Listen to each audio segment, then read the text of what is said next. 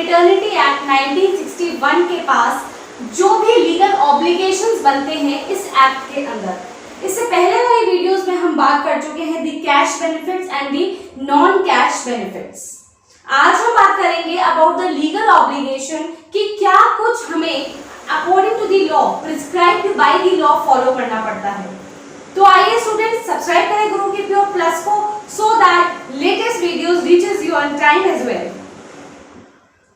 हमारा जो टॉपिक है वो है students legal obligation under this act, मतलब क्या क्या जो है वो आपको लीगली फॉलो करना पड़ता है, लीगली बाइंडिंग होता है ताकि आप अकॉर्डिंग टू द लॉ काम कर पाए। सबसे पहले हम देखते हैं कोई भी एम्प्लॉय किसी भी ऐसी वुमेन को एम्प्लॉयमेंट में नहीं रखेगा during 6 weeks following date of delivery. तो जब उसकी डिलीवरी होने वाली है उससे 6 वीक्स पहले वो उसको काम पर नहीं रखेगा, या उसकी जब वो टाइम पीरियड चल रहा है 6 वीक्स के लिए वो उसको किसी भी तरीके का कोई भी एम्प्लॉयमेंट वर्क नहीं देगा। स्टूडेंट्स फिर से एक्सप्लेन करती हूं मैं, कोई भी जो एम्प्लॉय है वो किसी ऐसी वुमेन को जो कि प्रेग्नेंट है और 6 वीक्स का जो टाइम बचा है उसकी डिलीवरी में, तो वहां पर आप उसको किसी भी for the purpose of employment के लिए आप उसको जॉब नहीं देंगे। एम्प्लॉयर के ऊपर ये पूरा का पूरा एक रिस्ट्रिक्शन लगाया गया है कि आप किसी भी वुमेन को वहां पर जॉब पर नहीं रख सकते हैं जिसकी प्रेगनेंसी हो रही है और 6 वीक्स का टाइम उसके पास बचा है। सेकंड हमारा है no women shall work during 6 weeks following delivery. तो यहाँ पर वुमेन को भी ये बिल्कुल राइट बनता है कि वो खुद भी ऐसी जॉब पे नहीं जाए जहां पर उसका डेट आने वाला है और वो 6 वीक्स का गैप है। तो दोनों की ड्यूटी बनती है, दोनों का लीगल ऑब्लिगेशन बनता है, दोनों लीगली बाइंडिंग होते हैं थ्रू दी लॉ। दोनों को ये पूरा का पूरा फुलफिल करना पड़ता है क्राइटेरिया। ना तो एम्प्लॉयर रखेगा किसी भी वुमेन को और ना ही वुमेन खुद किसी भी एम्प्लॉयमेंट के अंदर अपने आप को रखेगी, ना ही वो कोई जॉब करेगी कि उसकी मॉरल ड्यूटी है कि वो सामने वाले को ये बताए। तो दोनों ही अपना पार्ट बखूबी निभाते हैं। यहाँ पर एम्प्लॉयर भी उसको जॉब पे नहीं रखेगा, ना ही खुद वुमेन उस जॉब को करने जाएगी। नेक्स्ट हम देखते हैं students unlawful for the employer to discharge और dismiss her on account of her misconduct. अगर कोई भी मिसकंडक्ट होता है by the women during her employment, अगर कोई वुमेन जब अपना जॉब कर रही है और उससे कोई मिसकंडक्ट हो जाता है एंड वो बट ऑफ कोर्स हम मैटरनिटी पढ़ रहे हैं तो वो प्रेग्नेंट है, तो यहाँ पर जो एम्प्लॉयर है वो उसको ना तो डिस्चार्ज करेगा एंड ना ही डिसमिस करेगा।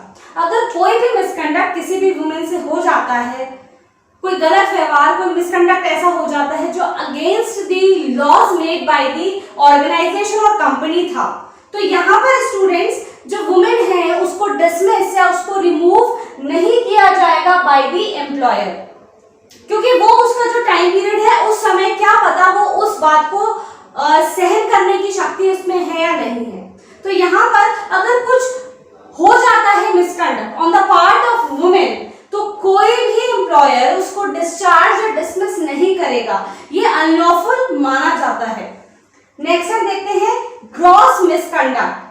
अगर कोई ग्रॉस मिसकंडक्ट होता है, अगर कुछ ऐसा कंडक्ट है जो कि वुमेन के लिए सही नहीं है, तो जो वुमेन है वो राइटिंग में अपनी बात को कम्युनिकेट कर सकती है कि उसको कैसे कोई मैटरनिटी बेनिफिट लेने से रोका जा रहा है। अगर कोई एम्प्लॉयर किसी वुमेन को डिप्राइव करता है, अगर कोई एम्प्लॉयर किसी वुमेन को डिप्राइव करता है, उसको वो बेनिफिट्स नहीं लेने देता जो उसके बेनिफिट्स एक्चुअल में बनते हैं, क्योंकि मैटरनिटी बेनिफिट एक्ट 1961 उन बेनिफिट्स के बारे में बताता है। तो अगर कोई एम्प्लॉयर किसी वुमेन को वो बेनिफिट्स लेने से डिप्राइव करता है, उसको रोकता है, उसको लेने नहीं देता, उसको बैन करता है, या उसको terms and conditions of the organisation disclose नहीं करता है, या उसको कम टाइम के लिए छुट्टी देता है, उस लॉ को फॉलो नहीं करता है जो एमबी एक्ट 1961 ने बनाया था, तो यहाँ पर जो वुमेन है वो अपनी बात को स्टूडेंट्स कम्युनिकेट कर सकती है, वो अपनी बात को कम्युनिकेट कर सकती है, ऐसी अथॉरिटी के पास जा सकती है जो कि इस चीज की सुनवाई करता है।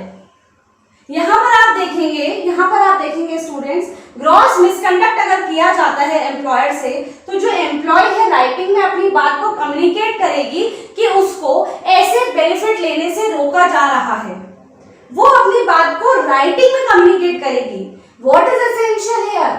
यहाँ पर क्या इंपॉर्टेंट है स्टूडेंट्स? यहाँ पर इंपॉर्टेंट है हमारा एलिमेंट, यहाँ पर इंपॉर्टेंट है हमारा एलिमेंट जिसके बारे में हम बात कर रहे हैं।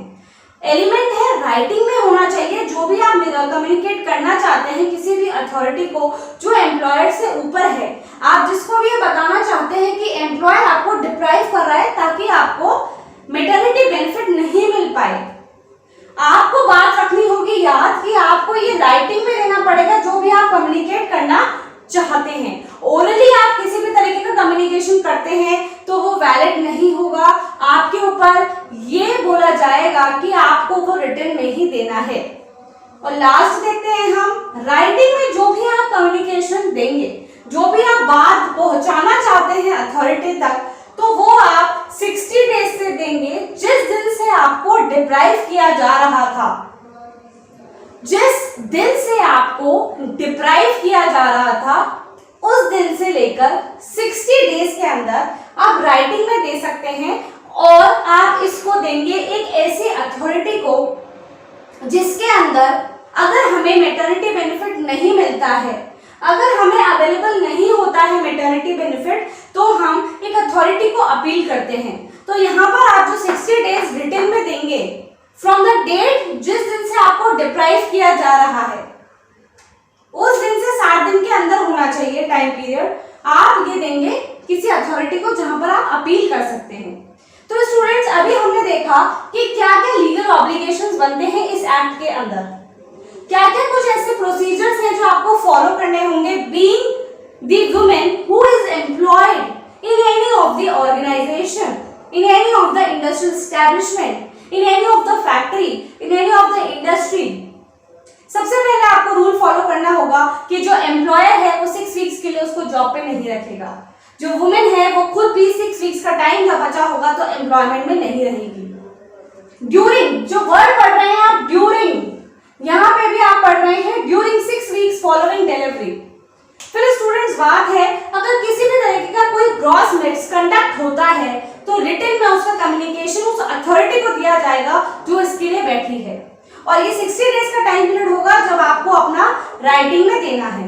अब कुछ और इंटरेस्टिंग फैक्ट्स के बारे में बात कर लेते हैं जो रिलेटेड है हमारे एमबी एक्ट 1961। स्टूडेंट्स, अब हम बात करेंगे कि किस हिसाब से हमारे पास राइट्स हैं, क्या ड्यूटी बनती है, क्या पेनल्टी लगाई जाती है एम्प्लॉयर पे। मतलब जिस भी इंडस्ट्रियल एस्टैब्लिशमेंट में जहां कहीं पर भी आप काम कर रहे होते हैं, वहां पर एक एम्प्लॉयर होने के नाते जो पर्सन हमको काम पे रखता है उसके नाते उसके क्या क्या राइट्स बनते हैं, क्या क्या ड्यूटीज होती हैं, एंड क्या कुछ नहीं फॉलो करने पर उसको पेनल्टी भी भरनी पड़ती है।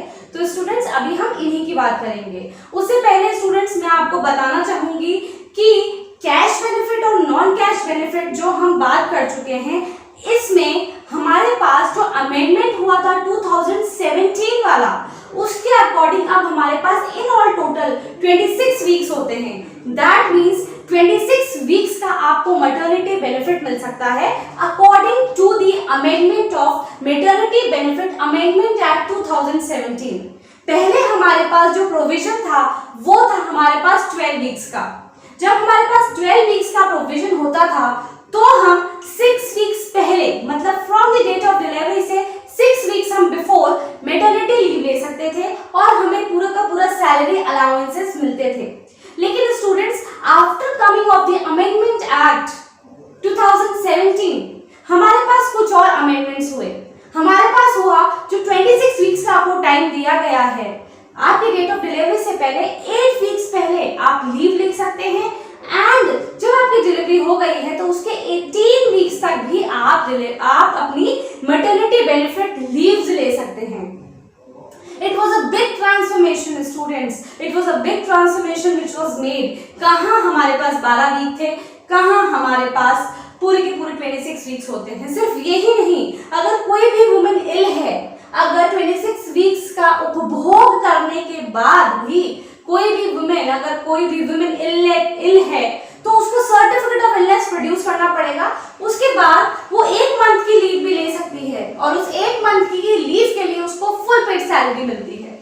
फिर स्टूडेंट्स हम देखते हैं अगर कोई ट्यूबेक्टोमी ऑपरेशन हुआ है, दैट मींस अगर कोई ऐसा ऑपरेशन वुमेन ने करवाया है जिससे वो अपनी प्रेगनेंसी को स्टॉप करवाना चाहती है, अब वो आगे प्रेग्नेंट नहीं होना चाहती है, तो इस केस में भी स्टूडेंट्स हमारे पास बेनिफिट थे जो हमें एमबी एक्ट 1961 ने दिया। वो बेनिफिट था 2 वीक्स तक, 2 वीक्स तक वो क्या कर सकती है, वो मैटरनिटी लीव ले सकती है और 2 वीक्स के लिए उनको पूरा का पूरा उनका सैलरी दिया जाता है। तो स्टूडेंट्स ये बहुत से बेनिफिट्स थे जो कि कैश बेनिफिट्स थे। नॉन कैश बेनिफिट्स में हमने बात करी थी कि किसी भी तरह का डिस्चार्ज डिसमिसल नहीं हो सकता, आप उसकी सैलरी नहीं काट सकते, आप किसी भी तरह का चार्ज नहीं लगा सकते, आप क्रैच में उसको 4 बार भेज सकते हैं, उसको रेस्ट का टाइम भी आप दे सकते हैं। अब स्टूडेंट्स और हमने बोनस की बात भी करी थी, 3500 रुपए बोनस भी मिलता है। अब हम बात करने वाले हैं कि क्या क्या राइट्स हैं, क्या ड्यूटी है, क्या कुछ पेनल्टीज भी एम्प्लॉयर पर लगा जा सकती है। पहला जो राइट है स्टूडेंट्स वो है rules shall be in the local language. जो भी एम्प्लॉयर है वो अपनी ऑर्गेनाइजेशन के लिए, अपनी इंडस्ट्री के लिए, अपनी फैक्ट्री के लिए कुछ ऐसे रूल्स सेट करेगा स्टूडेंट्स जो उधर की लोकल लैंग्वेज में होंगे, तो हर कंपनी का, हर ऑर्गेनाइजेशन का, हर इंडस्ट्री का कुछ रूल्स एंड रेगुलेशंस हर एक उसका होता है और उनको अपने को उस हिसाब से ही चलना पड़ता है। तो यहाँ पर जो होंगे रूल्स जो होंगे shall be in the local language. आपको लोकल लैंग्वेज में सारे रूल्स को सेट करना पड़ेगा, उसके बाद ही आप ध्यान इसमें देंगे। नेक्स्ट हमारे पास है स्टोर्ड इन कॉन्स्पिशियस प्लेस। तो जो भी रूल्स होंगे उनकी जो कॉपी होगी उसको आप एक कॉन्स्पिशियस प्लेस पे स्टोर करेंगे, एक ऐसी जगह रखेंगे that is secret and that is only meant for this purpose. तो पहले तो आपके पास क्या होगा, हर किसी कंपनी के, हर इंडस्ट्री के, हर ऑर्गेनाइजेशन के कुछ रूल्स होते हैं, उन रूल्स को एक प्रॉपर प्रिस्क्राइब्ड फॉर्मेट में रखना पड़ेगा और उन रूल्स को आप जब प्रॉपर प्रिस्क्राइब्ड फॉर्मेट में रखेंगे तो आप उनको एक कॉन्स्पिशियस प्लेस पे रखेंगे क्योंकि वो रूल्स रिलेटेड है वुमेन से, so they should be stored in a conspicuous place. Next हम देखेंगे prepare and maintain register records muster rolls. हर एम्प्लॉयर की ड्यूटी बनती है कि वो जो भी रिकॉर्ड्स मेंटेन करेगा, वो जो भी समराइज वे ऑफ कलेक्शन उसके पास होगा, उसको एक रजिस्टर के अंदर रखेगा, प्रॉपरली एक मेंटेन रजिस्टर होगा, उसके अंदर उनको दर्ज करेगा। उसके बाद वो सारे एम्प्लॉयज के रिकॉर्ड्स भी रखेगा, उनका गुड कंडक्ट, उनका गुड बिहेवियर, उनके क्या कुछ लिमिटेशंस हैं, क्या कुछ सैलरीज हैं, क्या उन्होंने अचीव किया है, वो सारा का सारा स्टूडेंट्स यहाँ पर रखा जाएगा और साथ ही साथ एम्प्लॉयज के जो नेम्स होंगे वो रजिस्टर्ड के अंदर एंट्री होंगे। हम देखते हैं अगर स्टूडेंट्स ये रूल्स फॉलो नहीं होते, वो लोकल लैंग्वेज में रूल्स को सेट नहीं करता, वो कॉन्स्पिशियस प्लेस पे नहीं रखता, वो proper register accounts book maintain नहीं करता, तो ऐसे एम्प्लॉयर पर पेनल्टी भी लगाई जा सकती है।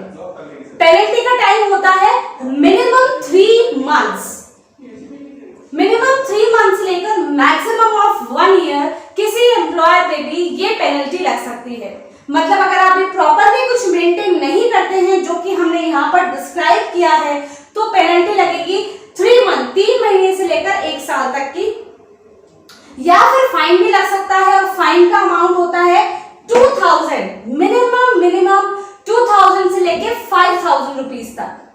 तो स्टूडेंट्स ये हमने देखा कि अगर कोई भी एम्प्लॉयर अपनी कंडीशंस को फुलफिल नहीं करता है तो वहां पर उसके पास पेनल्टी एंड फाइन जैसे प्रोविजंस भी होते हैं। स्टूडेंट्स अगर आपको मेरे वीडियो में कोई भी क्वेश्चन हो तो please do comment in the comment box, like my video, share my video and don't forget to subscribe to Guru KPO Plus. So students, this was all for today. Thank you and have a nice day.